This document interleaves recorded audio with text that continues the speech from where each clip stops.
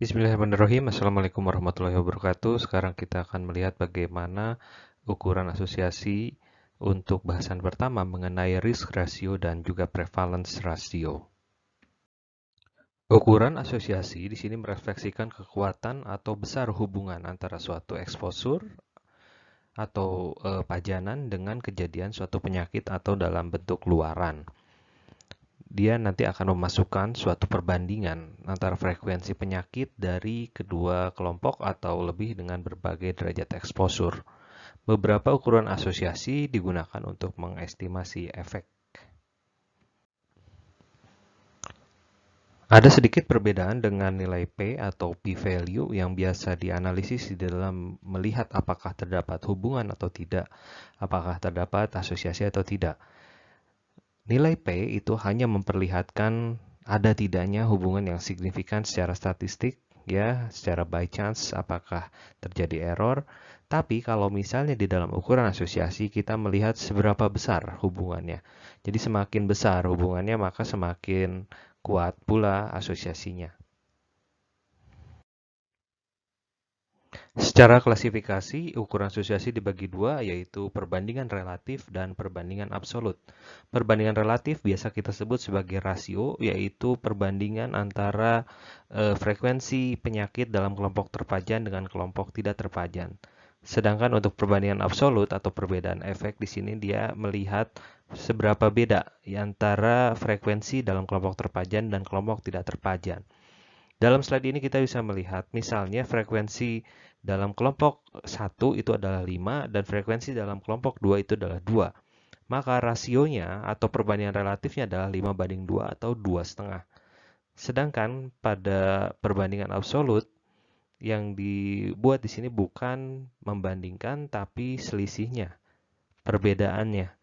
Jadi F1 kurangi F2 atau 5 kurangi 2 sama dengan 3.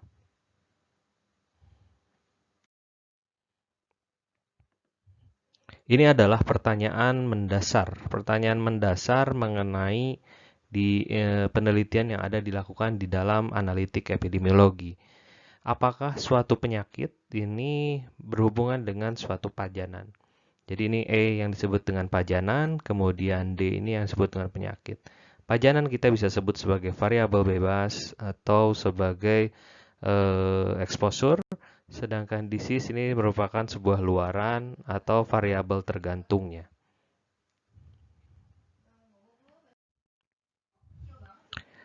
Antara pajanan dan juga penyakit, ini kita bisa buat dalam sebuah tabel yang disebut dengan tabel 2x2 atau cross tabulasi atau tabulasi silang. Di mana di sini untuk penyakit atau luaran itu menempati sumbu X, sedangkan untuk pajanannya menempati sumbu Y di sini. Dan sudah menjadi kesepakatan bahwa pajanan positif dan juga yang penyakit positif itu menempati sel A. Di sini ada 4 sel, sel A, B, dan C, dan D di sini. Di sini kita bisa melihat ada total dalam horizontal, total dalam kelompok. Berapa orang yang menjadi sakit dan berapa orang yang tidak sakit. Lalu di sini juga ada sudut, ada baris yang menunjukkan berapa banyak orang yang terpajan dan berapa banyak orang yang tidak terpajan. Totalnya ini adalah yang disebut dengan populasi. Populasi dari jumlah keseluruhannya. Dan kita bisa melihat di sini bagaimana frekuensi di dalam kelompok terpajan dan frekuensi dalam kelompok tidak terpajan. Frekuensi dalam kelompok terpajan, maka di sini kita bisa melihat yang sakit itu yaitu A dibagi dengan kelompok orang yang terpajan yaitu A plus B. A per A plus B. Sedangkan untuk yang sakit di kelompok yang tidak terpajan, maka resikonya di sini adalah C per C plus D. Kita melihat dulu sekarang untuk dasar dari penelitian kohort yang menggunakan ukuran asosiasi berupa risk ratio.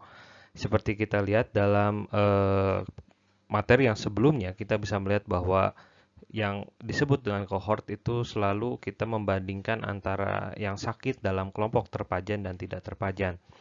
Dalam prospektif kohort atau kohort yang biasa, waktu penelitian itu bisa dilakukan setelah terjadi exposure atau sebelum terjadi exposure. Yang penting di sini bahwa dalam prospektif cohort Itu penelitian dilakukan sebelum penyakit itu terjadi. Berbeda dengan retrospektif kohort, di mana penyakitnya sudah terjadi. Namun, tetap yang namanya kohort itu selalu membandingkan antara kelompok terpajan terlebih dahulu dengan kelompok yang tidak terpajan. Apabila kita membandingkannya mulai dari penyakitnya, maka itu penelitiannya kasus kontrol.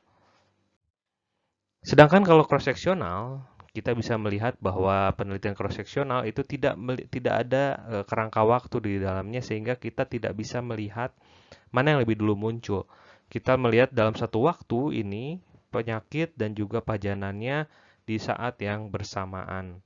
Ini yang harus kita bedakan dengan kohort, di mana pada penelitian cross-seksional di sini artinya kita tidak terpaku membandingkan penyakit dalam kelompok terpajan dan tidak terpajan saja, tapi kita juga bisa lakukan sebaliknya, yaitu membandingkan yang terpajan antara kelompok sakit dan kelompok tidak sakit. Nah, risk ratio dan prevalence ratio ini sama-sama termasuk ke dalam rasio, ya. Formulanya sama, ya, yaitu membandingkan antara kelompok yang sakit dan kelompok yang terpajan dan tidak terpajan. Namun penggunaannya berbeda. Risk ratio di sini itu adalah salah satu istilah atau relative risk atau prevalence atau incidence risk atau cumulative incidence ratio dan seterusnya. Ini merupakan digunakan untuk penelitian kohort, sedangkan prevalence ratio itu dipergunakan untuk penelitian yang cross-seksional. Nilainya selalu positif, ya, dari 0 sampai tidak terhingga, berhubungan dengan asosiasi positif, negatif, atau tidak ada asosiasi. Kita lihat kembali ke dalam tabel 2x2 yang sebelumnya yang kita bahas di sini. Kita bisa melihat bagaimana resiko dalam kelompok terpajan, yaitu A per A plus B, dan resiko dalam kelompok tidak terpajan yaitu C per C plus D.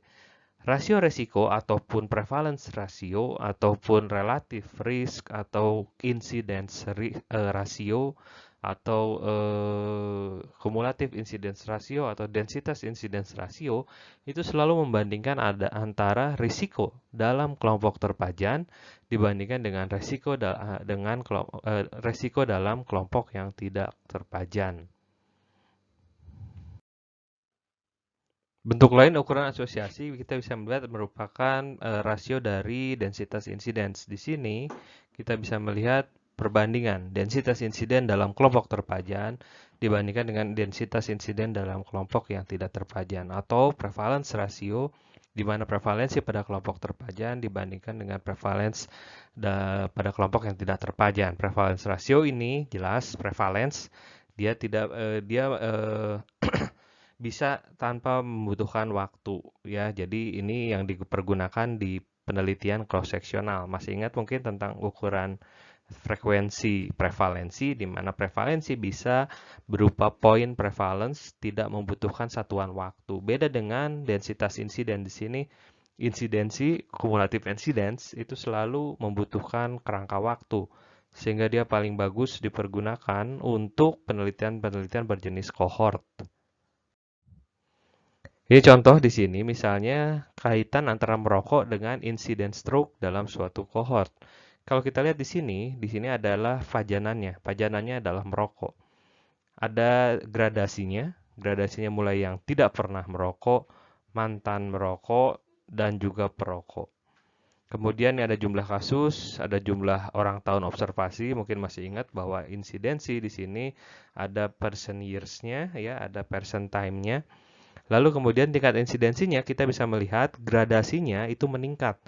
Mulai dari untuk yang tidak pernah merokok, insiden stroke-nya 17,7. Sedangkan yang mantan merokok itu 27,9 dan yang perokok itu 49,6. Kalau kita bandingkan, kita tidak bisa membandingkan langsung antara ketiga hal ini. Perokok, mantan perokok, dan tidak pernah merokok. Kita biasanya menggunakan baseline. Baseline-nya misalnya tadi, kalau misalnya saya ingin membandingkan antara yang terpapar dan tidak terpapar, artinya insidens mantan perokok dibandingkan dengan insidens yang tidak pernah merokok. Lalu kita dapatkan nilai RR-nya. RR mantan perokok ada berapa? kita pasti tahu perokok pun memiliki RR. Dari mana RR-nya? Yaitu membandingkan ya insiden stroke di sini di kelompok perokok dibandingkan dengan baseline. Baseline-nya yaitu tidak pernah merokok. Kita dapat melihat bahwa incidence rasionya ya semakin besar paparan, maka semakin besar incidence rasionya. Nilai RR itu bisa kurang dari 1, sama dengan 1, atau lebih dari 1, tapi tidak pernah lebih kecil dari 0. Kalau misalnya RR-nya kurang dari 1, artinya risiko dalam kelompok yang terpajan lebih rendah dibandingkan risiko dalam kelompok yang tidak terpajan. Artinya apa? Artinya pajanan ini justru dia melindungi seseorang dari terkena sakit alias protective factor. Sedangkan kalau RR-nya sama dengan 1, artinya resiko dalam kelompok terpajan itu sama dengan resiko dalam kelompok tidak terpajan. Sehingga apa? Artinya pajanan tersebut ini tidak berhubungan dengan penyakitnya dikasih silahkan, nggak dikasih silahkan gitu ya. Lalu kalau misalnya RR-nya lebih besar dari 1, maka kita bisa melihat bahwa resiko dalam kelompok yang terpajan itu lebih besar dibandingkan resiko dalam kelompok yang tidak terpajan. Artinya, diberikan pajanan, seseorang malah jadi sakit, alias pajanan tersebut berfungsi sebagai faktor resiko. Ini contoh mengenai hypothetical study dari sebuah penelitian mengenai hubungan antara merokok dan juga kanker paru-paru. Kita bisa melihat jumlahnya di sini ya. Ini sel A, sel B, sel C, dan sel D-nya. Harap ingat mengenai rumus dari formula dari risk ratio tersebut. Sehingga relatif risk atau risk rasionya kita bisa jumlahkan 70/70 tambah 300 dibandingkan dengan 15 dibagi 15 tambah 700. Artinya 9 RR-nya. Artinya risiko dalam kelompok yang merokok ini 9 kali lebih besar dibandingkan kelompok yang tidak merokok. Artinya apa? Merokok ini bisa menyebabkan kanker paru-paru. Nah, tadi kita sudah membahas mengenai perbandingan relatifnya. Lalu bagaimana dengan perbandingan absolutnya? Perbandingan absolut di sini kita review, dia merupakan perbedaan antara ukuran frekuensi penyakit suatu kelompok terpajan dengan kelompok yang tidak terpajan. Kita bisa hitung apa yang dihitung? Kalau tadi risk ratio, maka kita bisa mengukur attributable risk atau AR. AR di sini menunjukkan laju kejadian penyakit yang disebabkan oleh pajanan. Atau dengan kata lain di sini bahwa resiko di kelompok terpajan dikurangi resiko dari kelompok yang tidak terpajan. Kalau kita lihat tadi dari yang hubungan antara kanker paru-paru dengan merokok, resiko dalam kelompok yang terpajan itu 9 kali lebih besar dibandingkan kelompok yang tidak terpajan. Artinya apa? Resiko dalam kelompok terpajan itu lebih besar, sehingga hasilnya, attributable risk-nya itu selalu positif. Di sini kita bisa melihat ya bahwa selisihnya itu adalah 0,17 atau 17%. Artinya apa? Artinya dari 70 orang yang merokok, dari 70 orang yang terkena kanker, 17%-nya itu dikarenakan merokok. Ingat, ini hanya satu faktor, merokok saja. Masih ada faktor-faktor yang lain yang nanti apabila digabungkan, maka bisa mendapatkan hasil lebih dari 100%. Attributable risk ini berguna untuk melihat jumlah penyakit yang bisa dicegah bila pajanannya dihilangkan. Jadi ideal, kalau hilang, artinya 17% penderita kankernya itu akan menghilang. Ya. Lalu muncul pertanyaan, bagaimana kalau misalnya proporsi yang terpaparnya berubah? Apakah jumlah di populasi akan berubah juga? Dan inilah kita masuk ke dalam topik selanjutnya mengenai population attributable risk percentage, yaitu proporsi sebuah penyakit atau luaran di populasi yang berhubungan dengan pajanan tertentu. Dia berguna untuk melihat proporsi populasi yang sakit atau mengalami luaran bila proporsi yang terpaparnya berubah. Misalnya berapa persen proporsi kanker paru yang disebabkan merokok? Bila proporsi perokok menjadi 40% di sebuah populasi. Ini contoh yang terjadi di Indonesia saat ini, di mana hampir 40% laki-laki dewasa itu merokok ya. Di sini maka kita bisa melihat ya 40% itu merupakan merupakan proporsi dari exposure-nya. RR-nya kita tahu dari penelitian sebelumnya yaitu 9. Maka PAR-nya, population attributable risk-nya itu adalah 76,2%. Artinya 76,2% kasus kanker paru di populasi disebabkan karena merokok. Ada sisanya ya 24% disebabkan karena faktor lain di luar merokok. Ingat bahwa perbandingan relatif ini selalu menggunakan confidence interval. Nilai ini berfungsi untuk melihat konsistensi dari rasio tersebut. Ini kita bisa melihat contoh dari sebuah penelitian yang sudah dilakukan mengenai hubungan antara minum minuman manis dengan resiko dari kanker. Ya, di sini kita bisa melihat jumlah sampelnya itu ada 101.257 orang, usia 18 tahun sampai minimal usia 18 tahun, kemudian di follow up dalam waktu 5,1 tahun. Jadi waktu pengamatannya 5 tahun di sini. Nah, di sini peneliti mendapatkan nilai HR. Di sini HR disebutnya atau hazard ratio dengan dengan interpretasi yang sama dengan risk ratio. Semakin di atas 1 maka dia menjadi faktor resiko. Kita bisa melihat di sini HR-nya itu kecil 1,18. Ya, dia mendekati 1. Dan kita lihat confidence intervalnya dia 1,1 sampai 1,27. Artinya sangat-sangat presisi. Ya. Artinya apa? Dia konsistensi. Dia konsisten berfungsi sebagai faktor resiko terhadap kanker. Ya, overall cancer. Semua jenis kanker. Lalu kemudian untuk kanker payudara di sini kita bisa melihat HR-nya adalah 1,22. Lebih besar dibandingkan untuk overall cancer. Ya, dengan presisi yang tetap konsisten, dia sebagai faktor resiko. Kita bisa melihat ada hubungan antara confidence interval, 95% confidence interval dengan nilai P. Ya.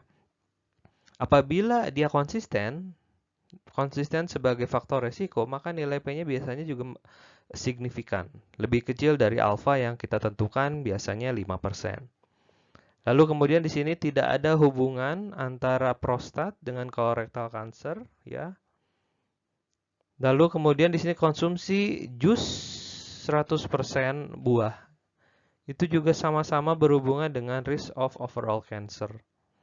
Ya, ini yang sesuatu yang sungguh aneh ya. Jus buah 100% ini malah berhubungan dengan overall cancer dan cancer yang lain. Ya, dan sehingga bisa disimpulkan di sini bahwa terjadi peningkatan resiko dari kanker dengan konsumsi minuman manis.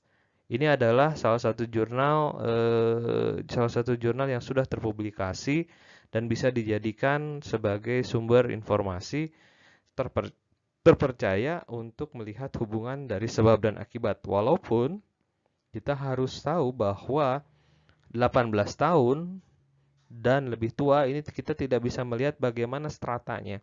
Apakah dengan penambahan usia itu semakin besar resikonya? Kita tidak bisa melihat dari abstrak ini, ya.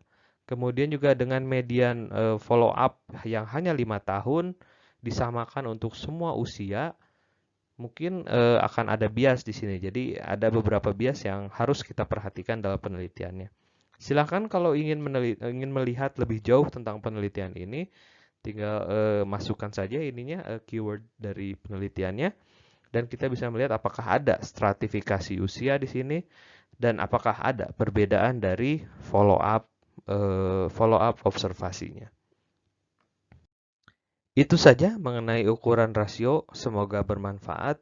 Apabila ada pertanyaan, silahkan ketik di kolom komen di bawah. Wassalamualaikum warahmatullahi wabarakatuh.